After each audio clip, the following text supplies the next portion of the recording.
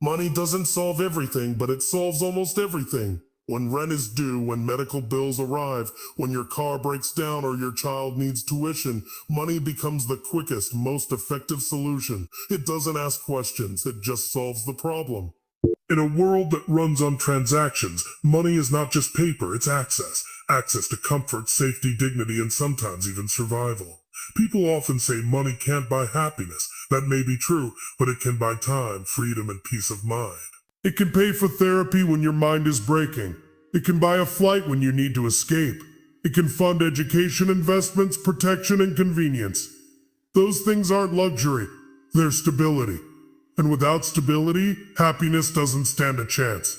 Think of someone with a major life crisis, a sick family member, a legal issue, a natural disaster. The one with money moves fast, hires experts, avoids panic. The one without money waits, begs, suffers. Not because they're lazy or less worthy, but because money creates options. And without options, even the strongest minds can feel helpless. Money won't make someone love you. It won't fix a broken heart or heal past trauma. But it can give you space to recover, tools to rebuild, and security to start again. It's not the cure for pain, but it is the best support system during pain. And in that way, it becomes a silent protector. Arguments, divorces, stress, anxiety, most of these are triggered or worsened by financial pressure. Take away the financial weight, and relationships often breathe easier. Not because money buys love, but because it removes the poison of constant worry. People don't need riches to feel happy. They need relief. And money brings relief. When people say money doesn't matter, they usually already have enough. For the ones who don't, money is the difference between dignity and desperation. Between choice and compromise. Between living and just surviving. It's not about greed, it's about breathing room. Money isn't everything, but it quietly fixes 99.9% of the problems we face daily. Not by making life perfect, but by making life possible. And that makes all the difference. Preparedness beats panic every single time. When life throws a crisis your way, your reaction depends not on your strength alone, but on your preparation.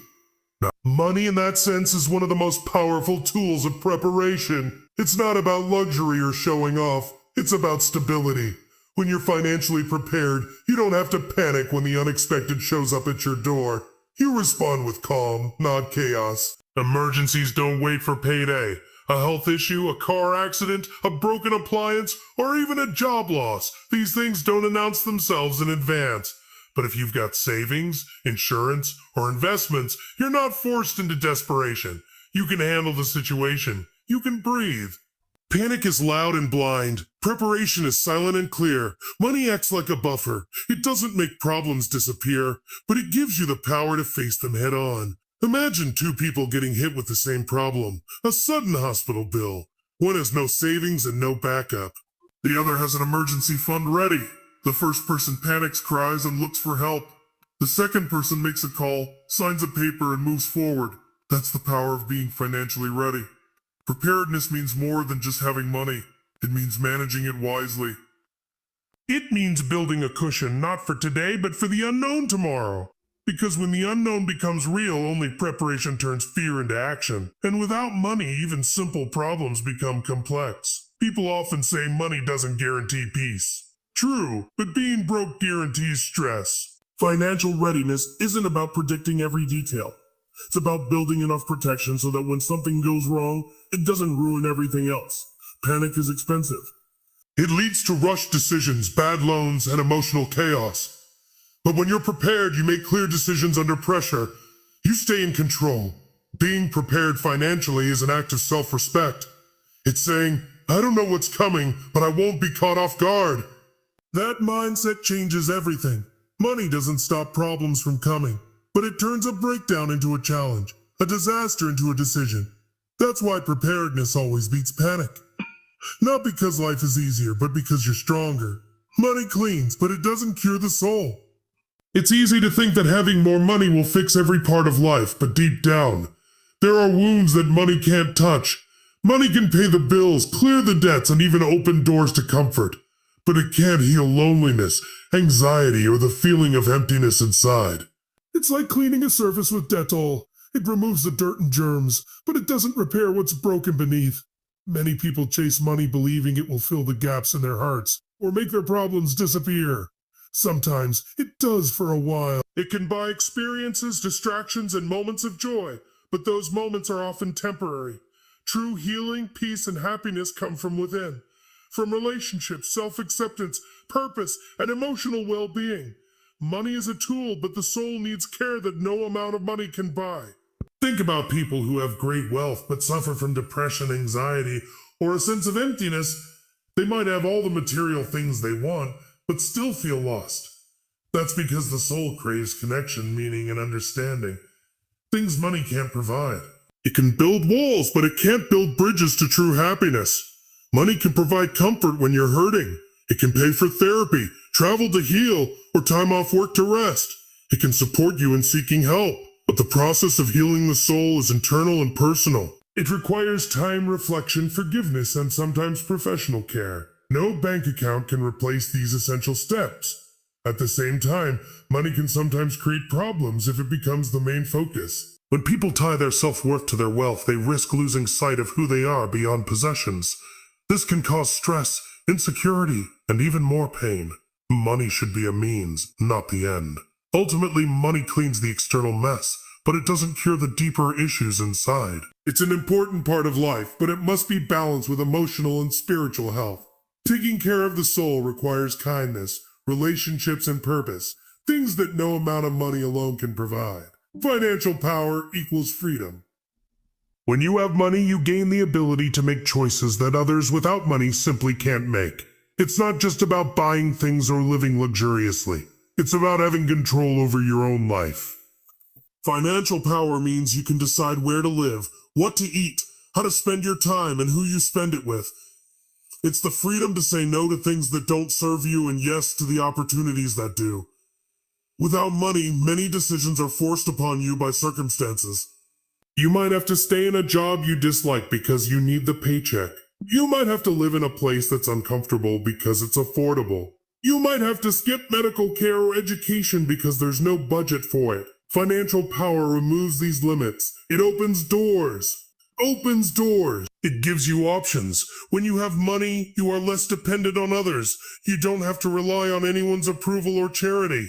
You can stand on your own 2 feet. This independence is a form of freedom that affects every part of your life. Your career, your relationships, and your personal growth. You can take risks, pursue passions, and even fail without losing everything, because money cushions the fall. Money also buys time, and time is freedom's greatest currency. Financial power lets you delegate chores, outsource tasks, or take breaks without stress. It allows you to invest in yourself through education, travel, or simply resting. When you control your time, you control your life. Moreover, financial freedom gives you the power to help others. When you're not worried about survival, you can support family, donate to causes, or invest in your community. This kind of freedom isn't just personal, it sows stronger relationships and creates opportunities for growth. Not just for you, but for those around you. True financial power isn't about hoarding wealth or greed. It's about creating a life where you are free to make choices that align with your values and dreams. It's freedom from worry, from compromise, and from the chains of financial insecurity. Amen. When you have that power, you gain the ultimate freedom. The freedom to live life on your own terms. The real problem is scarcity, not greed. Many people point fingers at greed as the root cause of many social and personal issues, but the deeper, more fundamental problem is scarcity, the lack of enough resources to meet basic needs.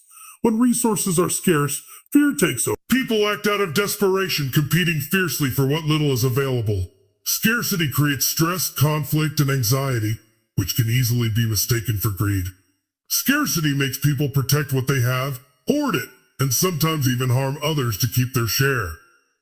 It's a natural response to the feeling that there isn't enough to go around. When food, money, or opportunities are limited, survival instincts kick in. Greed often appears as the outward expression of this fear. But if there was abundance, people wouldn't need to fight so hard or cling so tightly. In contrast, when basic needs are met and there is a sense of abundance, people tend to be more generous, collaborative, and patient. They can plan for the future rather than just surviving day to day. They can invest in others and in their communities rather than only focusing on their own survival. Scarcity traps people in short-term thinking, while abundance opens the door to long-term growth. This scarcity mindset can be seen everywhere, in financial struggles and social inequality, and even in personal relationships. When people feel they don't have enough, insecurity grows. This leads to behaviors that may seem selfish or greedy, but are actually attempts to protect oneself from loss. Understanding scarcity helps us see that many of these behaviors come from fear, not from a desire to exploit others. Solving problems caused by scarcity requires addressing the root, creating enough resources and opportunities for everyone to feel secure. This means economic systems that reduce inequality, social programs that provide safety nets, and communities that support each other. It means shifting focus from accumulating wealth for a few to ensuring enough for all. Greed is a symptom, scarcity is the disease. When scarcity is healed, greed loses its power. People become freer to share, to build, and to connect. The true challenge is to create abundance, not just in money, but in trust, opportunity, and hope. Only then can real progress happen, and society can move from competition to cooperation.